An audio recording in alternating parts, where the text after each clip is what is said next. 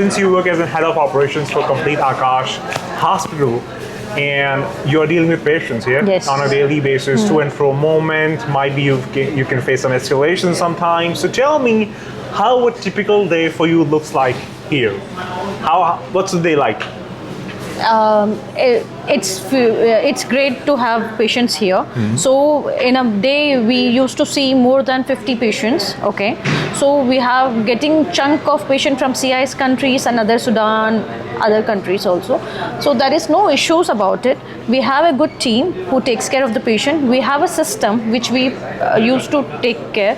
Like when the patient arrives, we have a protocol in which we used to check the patient's passports. We do the verification, and then patient gets consultation done. After consultation, if the doctor advises some investigation or anything, then the team will quickly do that investigation done, and then the same day, if required, then the follow-up consultation happens, and the procedure, whatever the doctor prescribed, we go ultimately to the second level. You can say once the patient comes here for the first time, after registration, it is like we don't take much time. In a day or two, they will get the results, what needs to be done. If something needs to be done, they get it done, that is closed. If nothing needs to be done, they can just roam around, they can have their own time, and then they can go back. Amazing, that's great. So I can see many of the patients or their attendants are sitting out here. Yes. So are they waiting for some reports, or what's the reason of they being here? Like why they are sitting here? See, patients are getting treatment and patient he's been escorted. Okay. The attendant used to sit here, they can have their ample of time, they can have some snacking here, and if required, the guest house is nearby only. So they used to stay in hospital for a while, and then they used to go to the guest house to rest. So they feel great over here. Okay. They discuss, you can see the other country patients, they talk with them, they have a good bonding, and there is a patient to patient, it's good because from there they don't know here, no one is there. True.